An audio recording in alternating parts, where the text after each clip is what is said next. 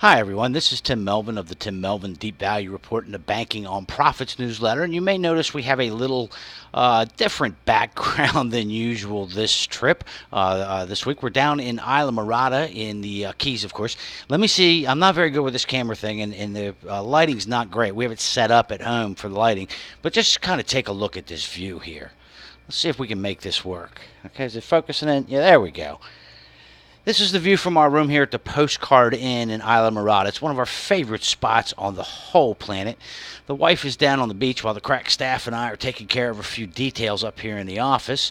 And we wanted to get a video out because we didn't get one out yesterday. And frankly, it's because I fell asleep on the beach. We had an extremely long drive getting down here Friday. It's normally only about 4.5 hours, but there was a wreck right at the last exit on the turnpike heading south into the Keys. So we detoured through Little Havana and through parts of Miami. Had just a great little trip, but it added like an hour and a half to the whole journey. And we got down here a little later than intended, had some dinner, and then the next day I was just down there reading my little book on the key on the beach, and out I went like a light by by the time I woke up, it was time to go to dinner, and there's no time to shoot a video. So we're going to get it out to you today. Anyway, a couple observations from being down here. If you're growth oriented at all, this next part is kind of for you because, back in January, of course, I quit smoking after 40 years of about a pack and a half a day of smoking, and the nicotine withdrawal was tough for me. I used the gum. I didn't really like the gum, so I went to the e-cigarettes, and I liked it because you can really step the nicotine levels down. I think it started at 24 milligrams per little electronic smoky gadget, and down to about 6 milligrams on the ones that I like to puff on today. And first, when I started doing this, I was like really self-conscious about using them. I only use them out, on my own little lanai because I didn't want to see anybody smoking on this stupid thing with either a green or a blue tip on it. I thought it looked pretty silly. Here's what I noticed just since we got down here last night. Now, the Keys are, let's be honest, they're expensive. It's not a low-end vacation site by any means, and we're staying in a pretty nice resort. And we'll talk a little bit more about the postcard here in a minute. But the number of people using these electronic vaping and electronic cigarette devices is going through the roof. I've seen them everywhere we've gone so far, fairly upscale area, and everybody's using these things. This is going to be a growth area, I think. People like the nicotine hit that they get from them, and I understand, and maybe we can check with Ellen Brockstein of the 420 Investor on this as well, that it's being used to smoke pot in those states where marijuana is legal, and probably a lot of those where it's not. But I think this may actually be a really big business that gives a huge kick to the traditional tobacco companies. I know that Philip Morris is involved in it. I know that Lloyd is involved in the e-cigarette business, and they're really kind of pushing in that direction. So if you're a growth investor, you might want to take a look at some of these vaping stocks, we'll call them. And they're certainly going to be on my list as a value investor to look at a lot more closely the next time we get that huge pullback in the stock market. Now, I'm going to talk a little bit. I just showed you that beautiful view. We're down here all week. That's what I'm going to be seeing while I'm working down here. Now, last week in Business Week, there was an article on Tim Sykes. If you're on the internet and you're involved in stocks, you've probably heard of Tim Sykes. Young guy, trades penny stocks. Approach isn't bad. I mean, he shorts pump and dump stocks when he can identify them, and he rides momentum stocks of some smaller cap names. Not the worst strategy. Is susceptible to blow up, and he has blown up once. But Bloomberg Business Week covered him as marketing himself like a D-bag. Okay, he is. If you look at his promotional stuff, I've been on a webinar with the guy. He seems like a really, in person, pretty nice guy. His promotional stuff is arrogant. He bought a Lamborghini just to make himself look like more of an asshole in his ads. And he talks about his model girlfriend, now fiance, and about all the beautiful girls and the beautiful places that he's gone to and the millions of dollars. And he'll shoot videos of himself with dollar bills on the bed. And he put one up the other day of his dad counting a stack of cash on a private airplane. And all these things he's done because he can make so much money, trading these little stocks. Now, the truth is, I suspect he makes a lot lot more money selling those $1,500 DVDs and videos and daily trading service, and that's okay. I mean, if people sign up for it, it's a voluntary transaction. Nobody put a gun to their head, and everybody seems to be looking for this magic trading combination. Personally, don't believe there is one, but that's okay. So I'm going to do today a little bit of the anti-Tim Sykes, if you will, the Tim Melvin approach. Now, when I left the brokerage business in 2008, I was done with Wall Street. Wall Street has become this not so nice place. It's not about stocks and bonds. It's about asset gathering and financial planning and correlations. Although, as near as I can tell, nobody's selling these uncorrelated portfolio services actually understand correlation to any strong degree. But that's okay. But that's what Wall Street is. It's a sales machine. Every time that you think Wall Street's there to help you, I want you to bust out a picture of Lower Manhattan. Take a look at those buildings, okay? Those were not built by benevolent institutions by any stretch. Wall Street is marvelous at cooking up packaged products, like right now, all the yield products and unlisted REITs and all the crazy stuff that they're bringing out. There's very high fees, very easy to sell to unsuspecting investors. And honestly, on a retail basis, that's what Wall Street does. I was tired of it. I was sick of it. I didn't want to work the 12-hour days anymore, the 14-hour days. And so when my wife and I got married, we had a long conversation about exactly the life we wanted to live going forward. And it didn't involve living in the biggest and the best house or being the richest people on the block. It had to do with living a really nice life. Family is the first focus. We love to live nice. I mean, you saw the view. It's very beautiful. She's down there on the beach right now working on her tan, and between you and me, she probably made her way over to the bar already and is starting to settle into her lawn chair with a nice adult beverage. It's beautiful down here. We come down here once or twice a year, and in all honesty, we're looking at property because we're thinking maybe when the little one goes to high school, we've been talking about homeschooling her through high school. We're not real satisfied with the high school in our area. It's like 5,000 kids in the thing, and we're just not comfortable with that. We may actually just move down here, and she'll either homeschool her, or, of course, the schools are a lot smaller down here. I don't think there's 5,000 kids in Alamorada, so we might be a little bit more comfortable with that. Point is, we live a very nice life. We work hard, but much of our lifestyle today, in all honesty, comes out of a decision to dump her 401k and my investment account into small banks, into some safe and cheap stocks back in late 2008, 2009. And in 2010, we put her entire 401k into Wells Fargo in about January. December, January 2011 is when the actual switch was made. We got married late in 2010. And it has paid off really well for us. Our focus on small banks and safe and cheap stocks, we expect to allow us to live a very nice life. I do some freelance writing. Of course, we have the newsletter business, but it's the investment portfolio, safe and cheap stocks, primarily community banks, that really drives our lifestyle today. And we expect it to not only drive our lifestyle, but return enough over the next decade to fund a very comfortable, I'm not going to call it retirement because the odds of me ever actually quitting what I do are really small. I like writing the newsletter. I like communicating with people. I like writing, period. I like, studying and finding stocks. So I'll probably never retire, but I'll have the option if I so choose. Now, she has semi-retired as a banker. She was kind of hated the retail end of banking because it had become pretty much what the retail end of the brokerage industry has become. It's just all a sales machine, package programs, selling people stuff that they really don't necessarily need as a way of raising fee revenue for the bank.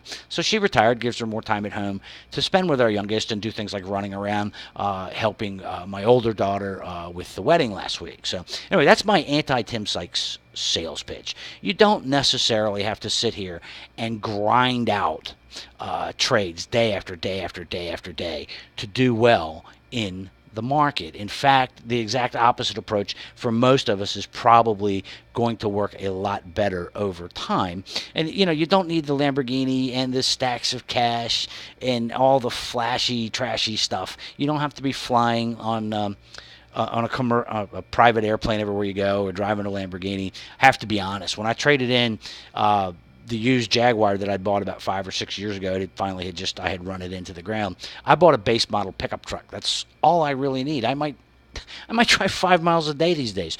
My wife has a Honda CRV because she likes it. We could afford more, certainly, but why should we? We don't need it. We can keep plowing that money back in to other parts of our lifestyle, like books, wine, and building up our investment portfolio, so we can live this you know, very comfortable life for years to come. So that's my anti-Tim Sykes approach. You don't need the flashy. I get to this in a second. There's 3 confirmed ways that I really think that you can do extremely well in the stock market for your lifetime. Without killing yourself and working 20 hours a day. If you choose to do that in another profession and put the money back into stocks, well, that's another subject. When I was walking the other day, a neighbor came by, and we went for a walk. He had his 1-year-old in the stroller, and, of course, I had my crack staff. She's over here on the floor taking a big old doggy nap. And we walked around the neighborhood, and we just were talking about markets and stocks and business. And really smart guy, very successful business, and a very good, solid investment background. So we walked around the neighborhood. We were talking, and all he could focus on was the Fed. What's the Fed going to do? Are they going to remove the language about patience? Are they, when are they going to raise rates? How much are they going to raise them? What's the economy going to do? What's the next jobs report going to be? What's Apple doing? What's Google doing? And just straight off of CNBC, all of it. Okay, everything that he was saying was just what dominates the current media situation. That's horrible for us as individual investors. Yeah, Fed decisions are important. What the economy does will have some impact on us down the road. Has nothing to do with us as long-term investors. What the Fed did last Wednesday means almost nothing to me, because I have a 5 to 7 year, longer if necessary, time horizon with my holdings. And I finally stopped him. I said, look, there's 4. Okay, and I'll cover all 4. I'll be fair. The one that I almost didn't mention is, if you focus on earnings and growth momentum, you will beat the market over your lifetime. It's really hard. Okay, you've got to be on the screen, lots of movements, volatility, but it can be done. The important thing to realize is that you have to have both the earnings and the price momentum, and it's not a long-term thing. Okay, very few of these stocks will qualify for the long run. Now, as Louis Navalliere has pointed out to me on many occasions, if you get one of those that qualifies and keeps that type of momentum for 4 or 5 years, that's a 100-bagger. It's going to make you a lot of money. Okay, so that's a perfectly valid approach. It's a lot of work. I think that most people should probably have an element of their portfolio. I don't, because I'm a strict value guy, but I make sure that my kids do. That's one way to beat the market and build wealth over time. And the 3 others, the ones that I like, are, of course, basic, safe, and cheap investing, buying stocks at a discount to asset value that have a significant margin of safety. Now, right now, there's just not very many of those around, even in the oil patch, where stocks have just tumbled down. A lot of cheap stocks. Money is cheap right now. There's been a lot of borrowing. So what I don't see are a lot of safe stocks at the current time. So that portion of our portfolio really is pretty small right now and heavily in cash. Now, the second way, and honestly, I've seen more people become millionaires with this method than anything else. When I worked at a small regional firm in Annapolis, Maryland, one of our focuses was on community banks. That's where I kind of got the community bank bug. There were a lot of guys in Annapolis that got very, very wealthy because they worked hard at their profession, be it real estate. One was actually a banker, lawyer, whatever it was. But they plowed all that money back into local community bank stocks, and they just held them for a very, very long period of time. They got very, very rich off of it. And, most of them, to my knowledge, actually saw kind of the banking thing coming, and were starting to peel back as we got into 2007. Even those that held it and took the big bump, a huge drawdown, well, guess what? They've got most of it back now, and they're still way ahead of where they were 20, 25, 30 years ago with small banks. Long-term ownership of well-run small community banks is a wealth builder. If you're in your 30s or 40s now and you start just buying these banks, holding on to them, paying attention to valuation. You'll get some takeovers and roll-ups along the way. I don't think it's unreasonable to expect for that to make you many, many, many times your original investment over that particular time frame, particularly given the fact we've just come out of a crisis and we have powerful tailwinds that I think are going to last the next, let's say, 7 to 10 years. So community banks is one. Then, of course, the other one is to do it the way Hetty Green, Andy Beal, and Mr. Womack have done. That's to sit around, wait for a crash, step in with your cash, be a big buyer of stocks, dividend-paying stocks, and hold on to those stocks until markets get so euphoric, and that's usually a 5 or 6 year cycle, that valuations just get ridiculous.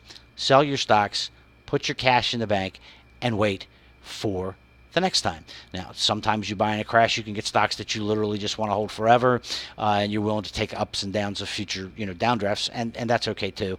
But the way Hetty Green, and she was the richest woman in the world, Andy Beal owns his own NASCARs to go out and play with, driving around Texas International Speedway and some other speedways down in Texas when there's nothing to do. And, of course, Mr. Womack never on balance lost money in the stock market. So you're buying despair, selling euphoria. That's the fourth way to get rich in the stock market. Quit trying to swing trade Apple and Google and worrying about the Fed and buying the flavor of the day. Focus on those four approaches. I think in your lifetime you'll make a lot of money in the stock market, and maybe we can all spend more time at places like this. Let's check out this view again. It's pretty good. That is just absolutely gorgeous. I would love to spend the rest of my life looking at that every day, and that's kind of the goal and what we're working for. Oh, let's just get this back here. Anyway, we are down here. We're staying at the Postcard Inn. Love this place. If you're traveling and you've got kids or a pet, we've got the crack staff with us today. This is a great place. The hotel staff has just been wonderful. For the grown-ups, there's 3 bars here, 2 very nice restaurants, a Shula's Steakhouse, pretty much whatever you need. There's a tiki bar down here, the Holiday Isle Tiki Bar, that's pretty renowned around the world. It's a pretty well-known place, and it's a lot of fun to stop into for an adult beverage or 3. So if you're traveling down here, this is one of our absolute favorite places in Isla Mirada, so I suggest that you check it out.